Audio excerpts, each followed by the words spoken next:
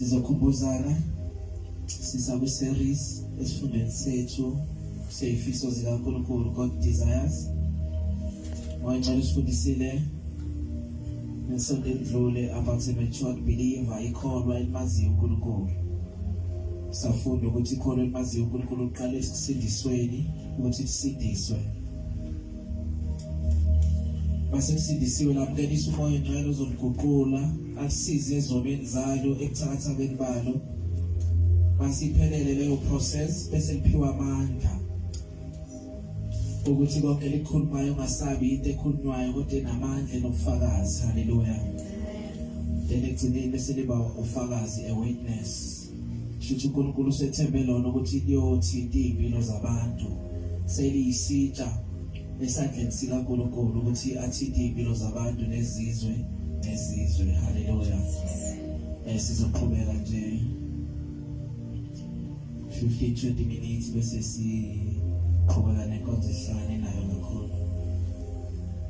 Sithi isifiso sokuqala, a matured believer, ikholwa elimaziyo uNkulunkulu. Isifiso sikaNkulunkulu sathi isifiso sesibili, it's reaching the unsaved, ukuthi sifinyelele kulabo abangakawutholi umusa. Haleluya. Cela sifunde Matthew 28 verse 18 kuya ku verse 20. Matthew 28 verse 18 to verse 20.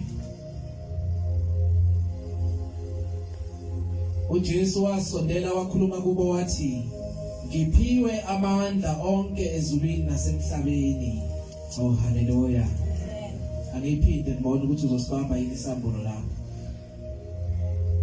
uJesu wasondela wakhuluma kubo wathi, ngiphiwe amandla onke ezulwini nasemhlabeni.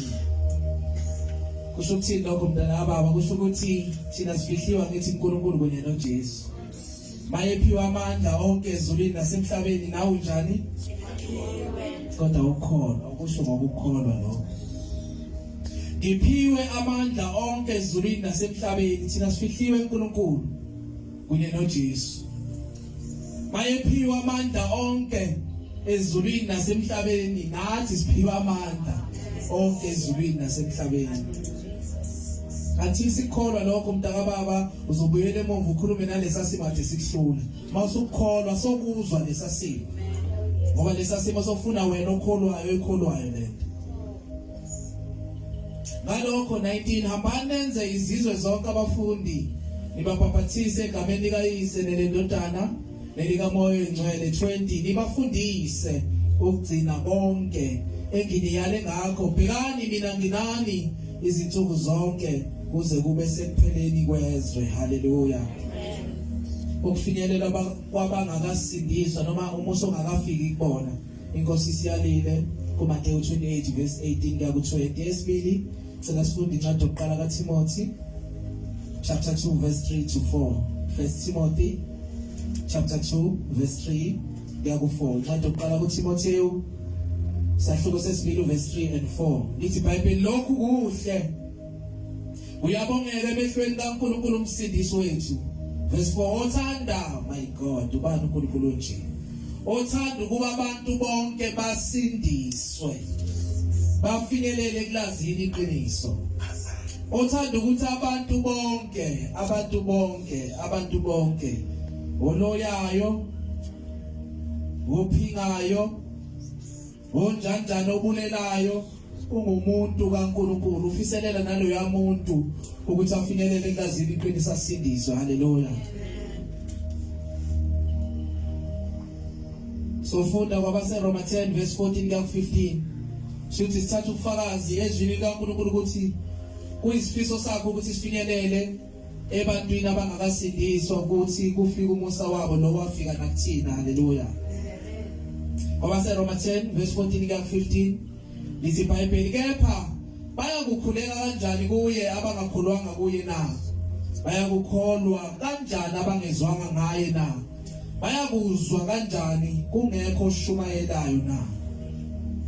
Bayakushumayela kanjani uma bengathunywa na?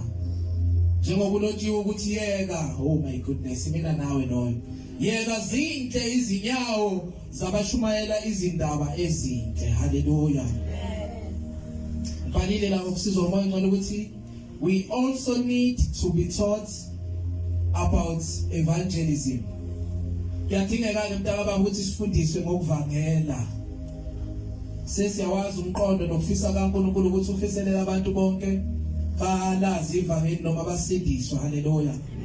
But awuvele uyovangela uyafundiswa. Ufakazi sithola kuMateyu 4 verse 19. Incwadi kaMateyu 4 verse 19 lithi iBhayibheli wayesethi kubo ngilandeleni ngilandeleni ngilandeleni ngilandeleni ngiyakunenza nibe ngabadobi babantu. Ngilandeleni uyalandela bese uyenziwa abadobi babantu. Ngilandeleni ngiyakunenza nibe ngabadobi babantu. Hallelujah.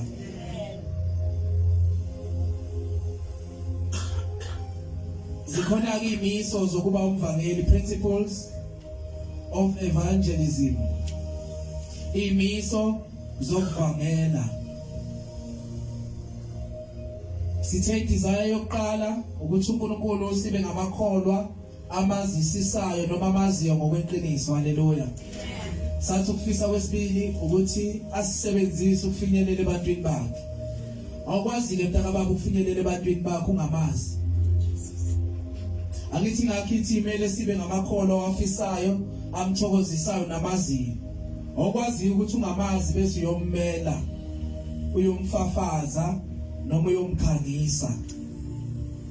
Mayibonge Inkosi. Shuthi iqala lapha kakhulu ukuthi kumele simazi. Mawusumazi sekulula ukuthi utshela abanye abantu ngaye. Awukwazi ukuthi uJesu uyaphilisa ungawabonanga amandla akhe okuphilisa empilweni yakho. Awukwazi ukuthi uJesu uyakhulula ezonweni kuma cases amadala imithwalo nawe unemthwalo nama cases. Awukwazi ukuthi uJesu uyaguqula lempilo yakhe ingaguqukanga. uJesu uyakhulula ezonweni obenezona ukwazi ukwenza lokho. Kodwa kumele umbone iqala kweyakhe impilo bese ayakusebenzisa ukuthi uyofakaza ngaye. Hallelujah. Principles of evangelism, imiso zokuvangela. Esokuqala, we must understand how to fish. Mele siqonde ukuthi kuvangelwa kanjani. We must understand how to fish. I-reference sithola ku Ephesians 4 verse 15 ngoba se-Efeso 4 verse 15 lithi iBhayibheli kodwa sithi sikhuluma iqiniso ngothando sikhulele ngakho konke kuye oyinhloko uKristu. Kodwa sithi sikhuluma iqiniso ngothando. Uyafundiswa ukuvangela. Into yokuqala noma umnyalo noma isimiso sokuqala sokuvangela uthando. We must love the people esibavangelayo esibafundisayo ngoNkulunkulu. Ngeke umfundise umuntu ngoNkulunkulu ungamthandi. Ingakho kumele ube nothando uqala ukhuluma iqiniso ngothando. Kodwa sithi sikhuluma iqiniso ngothando. Ithendensi yethu amakholwa ukuthi mase sisindisiwe hayi sibona sithi sodwa lesezulwini.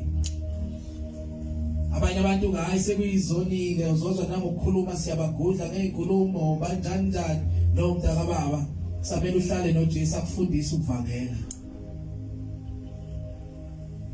Sikhuluma iqiniso ngothando. Into ebulala lokho kuphakama enhlizweni ekholwa ukuthi umoya engcwele elikhumbuza ukuthi ngikulandephi nawe. Umuntu onjani, wawona kanjani, usekudeni kanjani ngami uNkulunkulu. Umoya engcwele mawungakakhumbuzi lokho ingakho uzoyibona ungcono nomunye umuntu ongakasindiswa. Uyeza uJesu ubone lekolo liyashumayela kodwa imotive yakhona kusuthando. Ukwenza nje abantu bafile small babe intwana nje incanyana. Akusi intando kaNkulunkulu leyo. Mayibonge Inkosi. Siyafundiswa ukuvangela, uyafundiswa ukudoba ufish, awuvela ubadoba uyafundiswa. We must love the people of God. Mele sibathanda abantu bakaNkulunkulu. into ezokwenza ukuthi noma ezoveza ukuthi siyabathanda ukuthi sibazise futhi ngenkosi uJesu. Ekubaziseni sobazisa ngothando nomntaka baba. Khona into yazi engiyibuka empilweni yakho uNkulunkulu angisindisa kuyo nami. Na uNkulunkulu angakusiza. Mayikhombisa interest ke usuyaqala ngokusiza umoya ngcwele usuyakufundisa. Hallelujah. We must understand how to fish. Mase siqonde ukuthi sidoba kanjani abantu. Sidoba kanjani abantu. So khumbula inkonzo yezolo ngomusa kaNkulunkulu lapho umoya ngcwele sifundisa icekukazi ukuthi esikhathini esiningi okwenza abantu bangamlandeli uNkulunkulu ingoba yithini esibaxoshayo endlini kaNkulunkulu.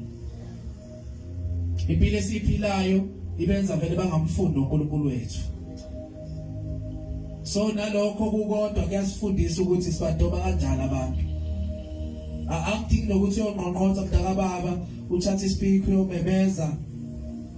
Ukuphila nje la batheni uphile nomakhelwane bakho umsaba uJehova usumemezile ngespeak esikhulu.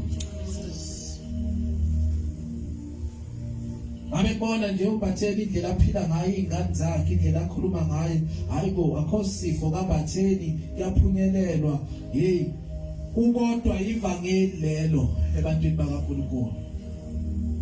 Sokusugcwalisa mawusumoya ngcwele sekuchuma athi hamba ke kuyo uyomazisa. Hallelujah.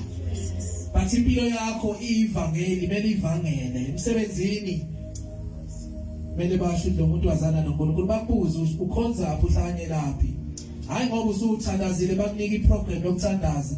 Ubani uzosithandazela namhlanje ngoba sovula umsebenzi basebezwa lapho base bathi hayi usontapi cha. Abebuka nje impilo yakho iyodwa iyakhombisa ukuthi lo muntu wazana noNkulunkulu iyavangela kubo. Mayibonge Nkosi. Okwesibili, we must understand the kind of fish we are fishing. We must understand the kind of fish we are fishing. Okusho ukuthi mele sibaqonde abantu esibavangalelayo. Mele sibaqonde abantu esibafundisayo ngoNkulunkulu. I-reference sithola Matthew 10 verse 16. Matthew 10 verse 16. Ithi iBhayibheli bhekani ngiyalithuma njengezimvu phakathi kwezimpisi.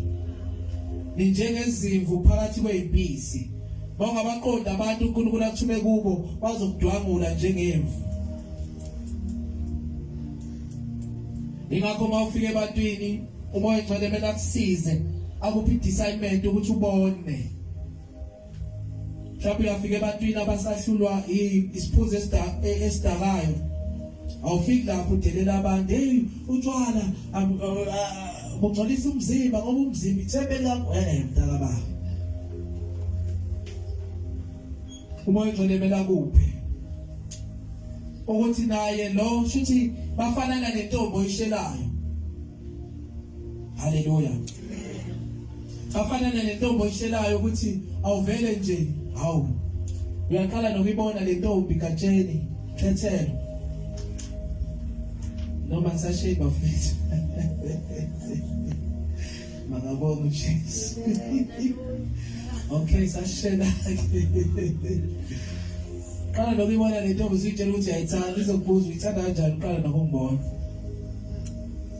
Ngikhumbula la i-girlfriend azange ngitshele ukuthi ngiyayithanda mina. Hallelujah.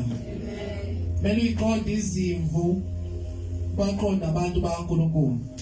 Lezinto evelayo kuwe evezayo ukuthi uNkulunkulu abamazi awuyi kuzo straight bazokudwangula labo bantu.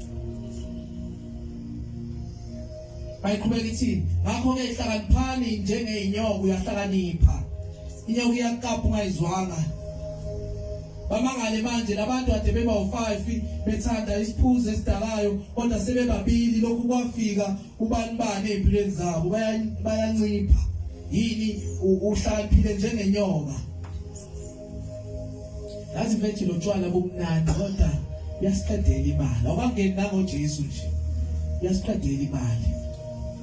And then lokubona mawusuthithile mnganami nokuba nolunula kuqala izimpi ubonile bacishe bakubulala nje kulo ya Friday uyangena engqondweni lomuntu ungena ngokuhlaliphi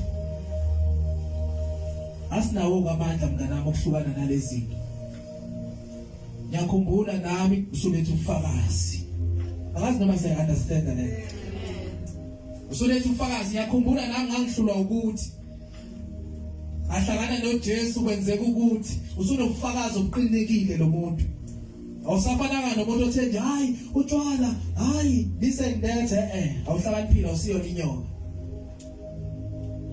nibe mnene njengamajuba mawusumtshela lokho vele usuzobheka ukuhamba kwakho uthi uhamba kanjani mawungekho mnene ungathembekile uzothi ayikho lento oyishoyo ushumayela kakhulu kodwa wenzi